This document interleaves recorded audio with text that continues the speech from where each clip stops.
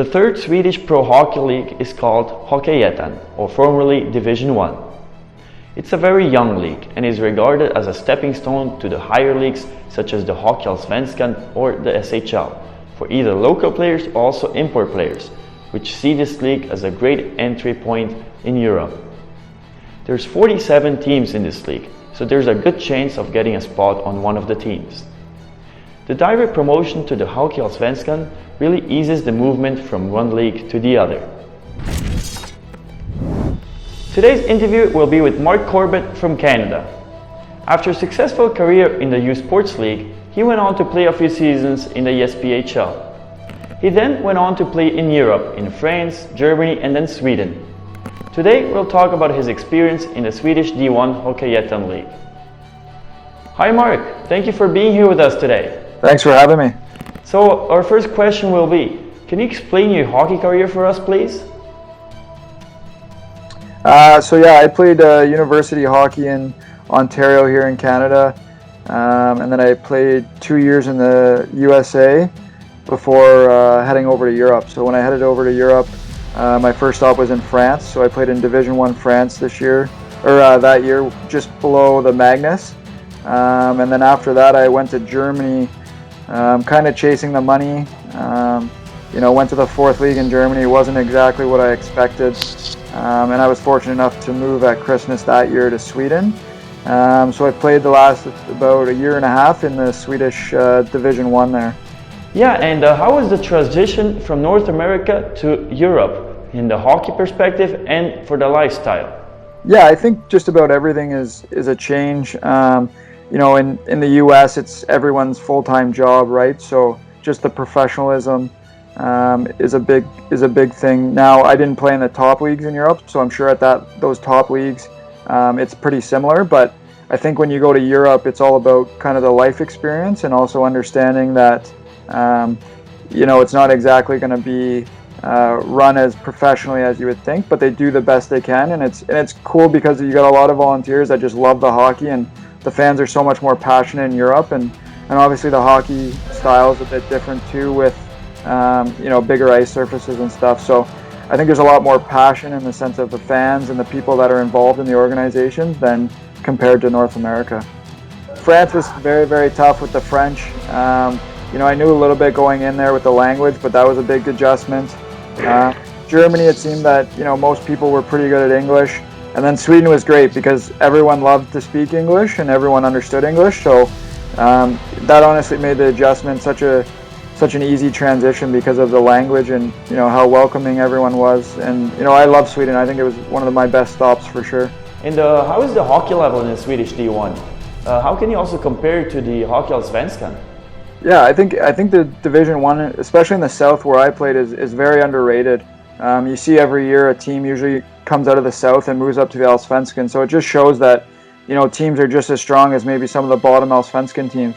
Not to say that a lot of the teams can compete with the Allsvenskan, because I know friends that have been in the top of that league and they have American League experience. So for an example, I had a guy that I played with last year in Sweden, and he went back to the East Coast this year, and he had he was like almost the rookie of the month a couple times, and put up a lot of points. So in comparison, I would say the D1 is probably a little bit better than the than the SP, but again, it's all depending on which teams, and it's two different styles too. North America is a little bit more physical and stuff like that, and within Sweden too, they have 4 divisions. So we had the North, East, West, South, and the South is usually stronger, right? So it all kind of depends on what team you're comparing. And like I said, I think it's very underrated. A lot of the imports had, at least in the South, had East Coast experience, the ECHL. So it just goes to show that it's a real strong league.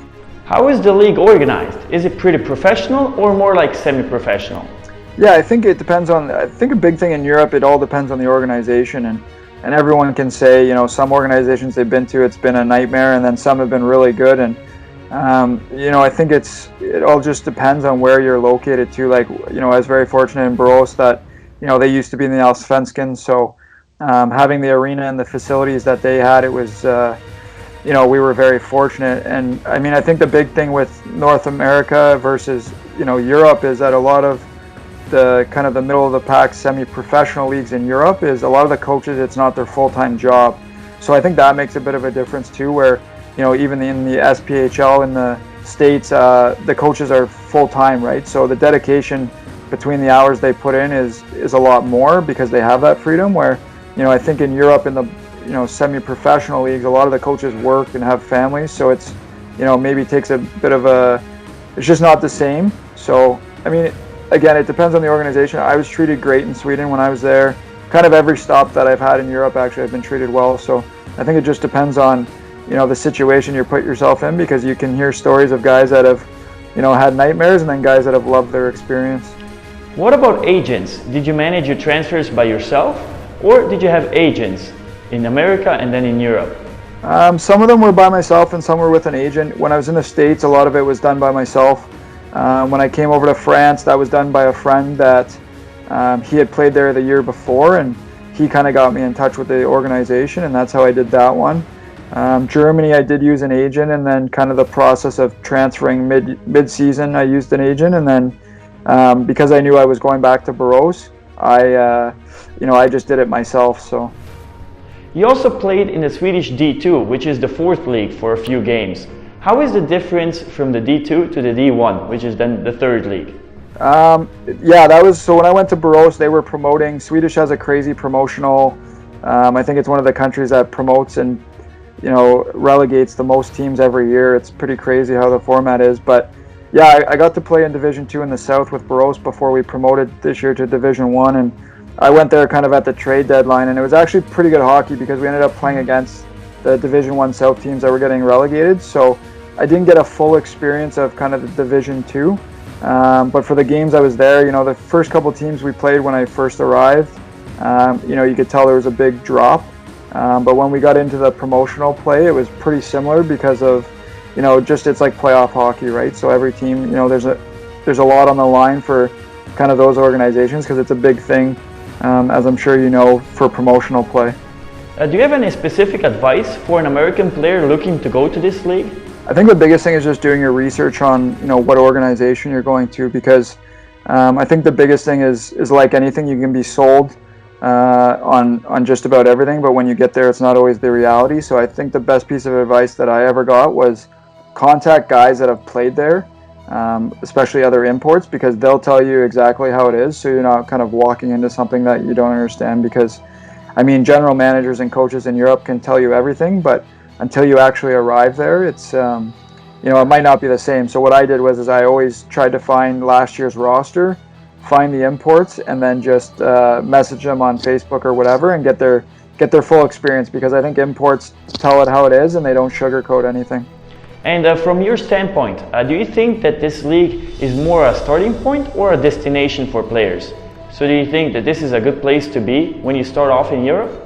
I think it's a great starting point. It's actually a younger league, so for anyone that's kind of you know, young and just coming out of junior or college, I think it's a great league to get into. They don't take a ton of imports, so if you can get in, it's great.